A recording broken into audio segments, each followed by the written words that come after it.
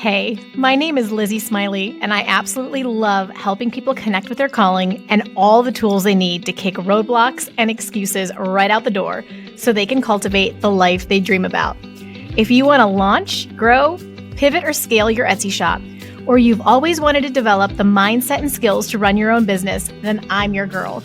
I've had that entrepreneurial spirit going strong since my very first lemonade stand, and now I'm a work-at-home mama with multiple online companies and a full-time Etsy shop, all while being present with my kids for the everyday chaos and most important milestones. On this podcast, we'll talk about all things business, mindset, Etsy, creativity, dazzling our customers, and so much more. There's plenty of room at this table for you, so scooch on in and let's go. I'm holding nothing back. Welcome to How to Sell Your Stuff on Etsy. I'm so glad you're here. Hey there, I'm so glad to be back with you here today. And being the personal growth nerd that I am geeking out about talking with you about mindset. That's right. If you're here seeing the title, odds are you not only want to have an Etsy shop, you want to have a successful Etsy shop. And you probably ultimately have the goal of building a full-time Etsy shop. That is awesome. I totally believe you can do it. I don't think Etsy is too crowded or saturated at all. I think as much as it's growing with sellers, it's also growing with shoppers. You may need to make some tweaks product-wise or more generally in your shop, but the bulk of the work needed to position yourself for a full-time Etsy business is completely in your thought process and mindset. Now, I promise I'm not going to go all woo-woo on you today. Frankly, that's just not really my jam. I'm being totally practical when I say that the way you think will be critical to the success of your shop. So, that being said, let's jump into the 5 mindsets you will need to hone as you make your way toward becoming a full-time Etsy seller. Number 1, everything is figureoutable, coined by Marie Forleo. The most common mistake that new business owners make is that they give up too soon. You're going to hit roadblocks, challenges, dry spells, even catastrophes in your business. It's just one of the realities of entrepreneurship. The key is to adopt the mindset that everything is figureoutable. Always tell yourself, if I don't know the answer now, I can figure it out. We have had to implement this so many different points in our business. I mean, there's literally no way we'd still be in business today if this mindset wasn't basically a mantra for me. Here are some examples where we hit roadblocks and had to figure it out. So, in the very beginning, it was moving from hand cutting our stencils because our designs were too big for a Cricut to buying a professional cutter. So that's right. We sat there with an X-Acto knife and a piece of plastic that we bought at Hobby Lobby and traced out our stencils so we could reuse them. It was ridiculous. We eventually figured out that wasn't going to work for the volume, and we bought a professional cutter. Then it was upgrading building tools. We make wood signs. And so my husband at some point he does all the building, and he needed to upgrade his tool set so we could develop a higher quality product. And then that also allowed us to raise prices a bit and because we were able to compete with a more higher quality. And then we also reduced customer complaints. We eventually got, this is good. We eventually got a local company to make us custom boxes because we were literally building them out of moving boxes that we bought at Walmart since Uline and other providers didn't make a size that worked for our product. So my husband would spend 45 minutes boxing one of our large 45 by 21 inch signs out of literally moving boxes that he cut up with a knife and put together. And let me just tell you, 45 minutes was after he knew what he was doing. That was after having a process. It was ridiculous. We had to figure out a better way. It was not working. Also, at some point, the trends were moving much heavier into framed signs. So we had to pivot from only making shiplap pieces into also including frame signs. And today they make up the majority of our sales. And now we're just getting ready to pivot again, A, because we can sense the market shifting a bit in terms of what customers are looking for, and B, because my pretty little hands just can't paint this many signs per day anymore. I'm not trying to have any long-term damage here, so we're having to make some changes again. So you'll have to do this too as your shop develops. You'll have a very different set of challenges to work through than we have, but the reality will be the same. You have to stay open-minded and be solution-oriented. as a thinker rather than focusing on all the problems in front of you. The faster you do that, the better. If you know you could use some growth in this area, I actually highly recommend the book, Everything is Figureoutable by Marie Forleo. I will link it in the show notes. It's spectacular. And I'm already a problem solver, but I still really enjoy the book. Number 2, be patient. A successful business owner has to develop a mindset of patience.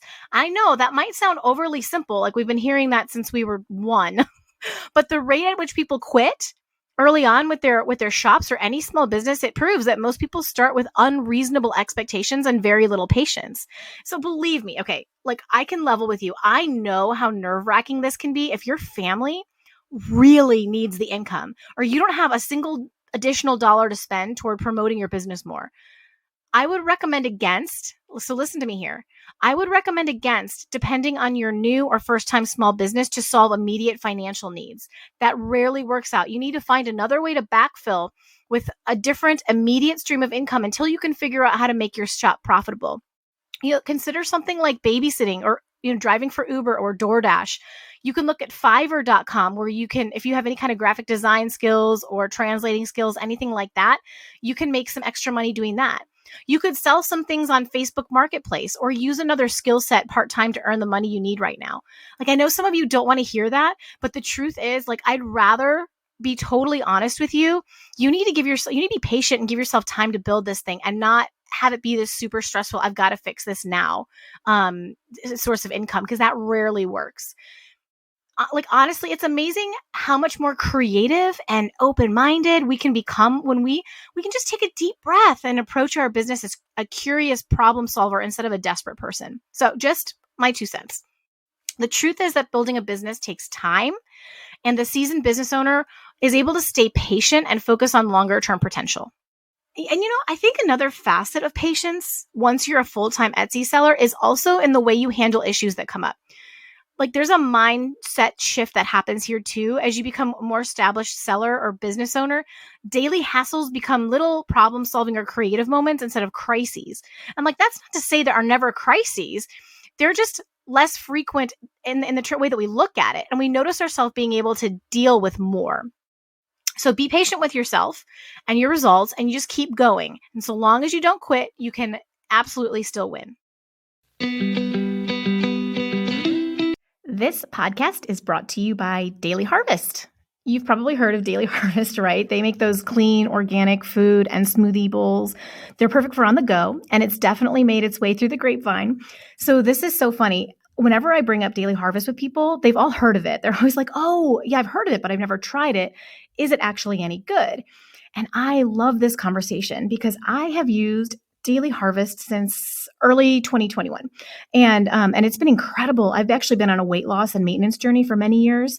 And it's been such a delicious and helpful tool actually to help me stay on track. So in case you haven't heard of it, Daily Harvest is a company that creates organic whole food smoothies and bowls and flatbreads. They are packed with nutrition and really amazing ingredients to help you make great choices for your body. And they have tons of choices that they'll ship to you frozen so you can prepare them when you need them and with so much convenience.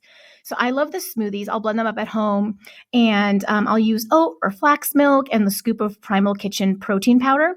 And my favorites are the strawberry and peach and the mint and cacao right now, but I actually haven't had a smoothie that I didn't love. I've tried many of them. They're delicious. And then for lunches, I'll use their bowls very often, and I'll make a little extra protein for dinner the night before, throw a little extra chicken or steak or whatever on the grill or in the oven, and for whatever I'm already cooking. And then I'll put the extra on the bowl the next day for lunch, and I'll just have an amazingly healthy and satisfying and delicious meal. And so I always feel really good about these choices. Like, I don't have to think about it. It's easy. So for the bowls, my personal favorites right now are the sweet potato and wild rice hash bowl, the spinach and shiitake grits. And then there's a Brussels sprouts and pad lime Thai bowl with some spice that I always order too. But there's lots of interesting flavor combos to choose from. You really can't go wrong. So just look at the choices and pick flavors that appeal to you. And if you need a convenient but healthy food to keep your body strong and on track, I really feel very confident to suggest you check out Daily Harvest, try your first order. you can actually get $35 off your first order with my link down in the show notes. So go ahead and grab that. If you need a little incentive, do it. They're amazing. You'll be so happy with the quality of their meals. Number 3, how can I make my customer's experience unforgettable? I think this is a critical mindset for a full-time Etsy seller. You have to be thinking about your customer. Sometimes in today's world, it can seem like everyone is out for themselves, like especially when you're trying to cancel a flight or return something that didn't work for you. I mean, like, isn't it true? Like, it feels like you have to argue your case and brace yourself for disappointment. And I think that's why we gravitate towards companies like Southwest or Amazon, who we trust will allow us to make changes, and they're even going to make it easy to do it. And that's where your Etsy shop can really shine. Rather than just focusing on how can I grow my business, which a valid goal, it just shouldn't be your only goal. You can also develop the mindset of how can I make my customer's experience unforgettable? And at first, I'll be honest with you, this shift in thinking for me, it made me a bit uncomfortable because I had thoughts like, gosh, I'm just a tiny business. Like, I can't afford to give away the farm over here. And I would think, like, in this day and age, what is it even going to take to keep my customers happy? I mean, it seems like everyone's mad all the time, let alone give them an unforgettable experience. But I quickly learned that taking small steps to let my customers know I care about their experience and will take care of them if there's a problem, it was more than enough to surprise and delight them. I mean, a little sad, but like lovely, right? Like, in fact, some of my best shop reviews have come from customers who received a damaged or incorrect piece. Like, they were unhappy, but I was able to turn it around with great service. I think one of the ways that I do this personally is with customer service. Like, that's one of the ways I really delight my customers. For every order, I send a thank you note through Etsy Convos. It's personalized with their name. I let them know I'm honored to make a piece for them. And this is key too. I set the expectation of when I'm going to ship their piece. A huge part of this is just like, there aren't any surprises. Like, they saw when they ordered this, or hopefully they saw this is when this piece is expected to ship. I'm reiterating it with the message that I send them. Just be like, yeah, I'm going to follow through on this. And then I think, I always really try to use a very cheerful tone. I think your tone and how you communicate, like, think about when you get a text message and you don't know what the tone is of the sender.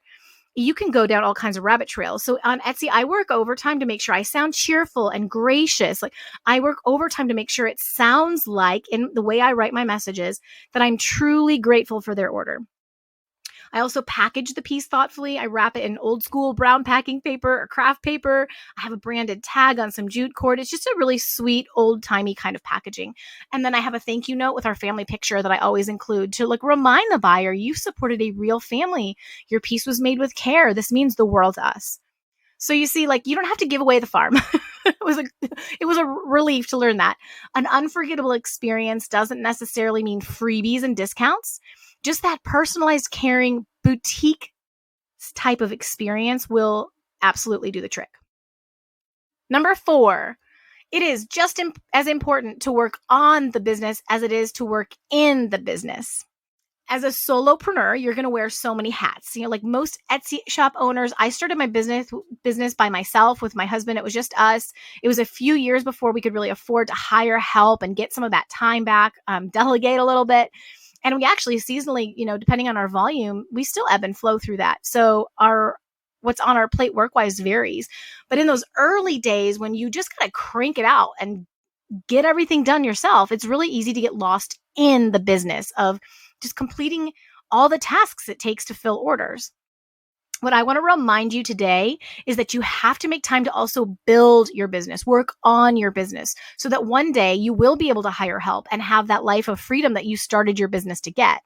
There are multiple pieces to this, but first of all, you need to schedule a block of time each week. It doesn't have to be long, but it needs to be consistent. That's the most important piece. A consistent block of time where you are going to be adding more listings, developing your shop, making little tweaks to get things seen more by the shoppers, improving your photos, market your products, and do research to figure out your next steps of growth. You're not going to do all of that every week, but you should do a piece of that every week. And if you don't plan this time intentionally, your daily tasks will swallow it right up. So this will also be the time to hone your systems. When you're thinking like a full-time Etsy shop owner, time becomes at least if not more valuable than money. Your time will become more valuable than your money. So your just choices of how you spend it will change. And you're going to need to start investing more of your proceeds into tools as you help to streamline your business processes. You'll need to be constantly perfecting your systems, such as batching your work. My husband is actually, his part is of the business is the building. He does building and boxing of our signs. And it's a great example of this idea of perfecting systems. So here's what he batches his work. I do this too, but he does it like a boss. So the first task he'll do is source all of the wood he needs from various places. So that's like one task. He does it for all the orders that are current all at the same time. Next task, then he cuts all of the various boards to size, all of them, all at the same time. He's got the tools out, they're ready to go. He's not wasting time taking it out, putting it away. He's just getting it all. He'll even also build ahead a little bit. Then, separate task, he'll construct all of the signs. He builds them all, gets them all put together. And then finally, he'll sand everything. So he's created systems using jigs he's built. They're basically wood tools that help him cut each piece to size, like each time without having to constantly measure. They help him just cut accurately. And so, like I said, I actually do batching too. I'll usually have a prep day where I base paint and stain everything I'm going to use for the next round of orders that need to go out. So it's just all staining and base painting. And then the next day I get all of my stencils ready and put them on the appropriate signs. And then sometimes in that same day, I'll also do the initial painting of the lettering. But that's even sub batch. I should add this for those of you who aren't maybe naturally process driven. I work in color batches. So we offer, something like 6 different colors for the lettering on our signs.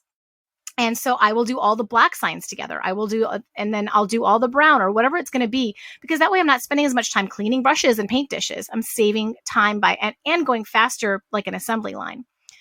Then finally, a whole separate task is doing all the touch up. I go back and touch up again in batches, all the lettering that I've done. And wrapping each piece and boxing them. It's a whole additional process. So, we do that as a batch together, like an assembly line that my husband and I will do a few evenings a week to get everything out. So see that too. We don't necessarily do it every single day. We leave enough time in our turnaround time so that we can batch that too. The point is, like, a batching system makes the process go so much faster than if I just did every single piece from beginning to end, or just did a couple here and there. So as you work on your business, you'll build systems that will help you save your precious time and also prevent waste. So that helps save money too. So as a full-time Etsy business owner, you have to be focused on activities that can help you expand and pivot as need be. So make sure you prioritize this in addition to the tasks of fulfilling your orders. Number 5. Constant personal growth. Happy number 5. So the most successful business owners adopt a mindset of constant growth. They're always asking themselves, what new skills can I obtain to get better? How can we do this process more efficiently with better quality or faster, easier, more affordably? What parts of me need development? Do I need more creative skills? Do I need to be able to write better? What about, do I need to develop customer service? Maybe I need to study up on marketing, or if you're running a team, leadership. Do I work well with others? Getting rid of imposter syndrome. Like, do I need to lose some of that fear of man stuff? Am I good at time management? Do I need to work on abundance mindset over poverty mindset? That kind of thing. You might study up on other shops on Etsy, read books, listen to podcasts, take courses, or even meet with a mastermind group. These are all ways to constantly grow. And here's the truth here. Truly, therapy would even fall into this category, because the more you work on yourself, the better you will be for your business. You're going to make better decisions. You'll make them faster, and you'll even become more creative as you work on the parts of yourself that need development. I am a personal growth junkie over here. Like, I love it. I am constantly listening to stuff, reading, taking courses. And, just for some of you who are maybe getting started, a few of my favorites that you might enjoy. One of them is Jennifer Allwood. She specializes in coaching creative business owners. So great for the Etsy shop owner. She's also a Christian, if that's important to you as well. It's been really fun having someone with similar beliefs to be coached through. Jenna Kutcher, she's an expert in all things marketing. She's so entertaining, so much content out there. She's amazing. And then also Allison J. Prince is another great one. She is like the queen of online sales. You will enjoy her thoroughly. They all have podcasts and training programs and books. They've all got stuff you can tap into. And then otherwise, I'll find experts and resources for the particular areas that I'm trying to develop and grow in next. So the details are going to be different for every person, but the mindset is the same. Pursue constant growth inside yourself. We all have areas we can develop and grow. And as we do, our businesses will grow too. So I hope my 5 ways to think like a full-time Etsy seller have sparked inspiration and courage in you. If you implement each of them with intentionality, there is no direction to go but forward. And the key takeaway here, you're not going to magically one day have a full-time Etsy shop and realize that, oh, look, I have all these mindsets. Like you get to start developing them now, here, like today. And as you do, your business will develop and grow too. Something can only grow as big as its container. So just become a bigger container with more capacity and your business will grow to fill it. I'm over here cheering you on. I'm eager to help however I can. Let me know what other resources would be helpful as you build, scale, or pivot your Etsy shop. You can do this. And that's a wrap on this episode of How to Sell Your Stuff on Etsy. Thanks so much for hanging out with me today. If you're looking for more resources, head on over to howtosellyourstuff.com, where you'll find podcast show notes, all the links from today's episode, the blog, courses, coaching, and more. If this episode was helpful to you, awesome. The greatest compliment I can receive from you is a rate, review, and subscribe on this podcast. Not only will it allow us to connect again on a future episode, it lets me know I'm providing you with value and helps other people find this content more easily. From the bottom of my heart, thank you for your support. Have a great day and see you next time.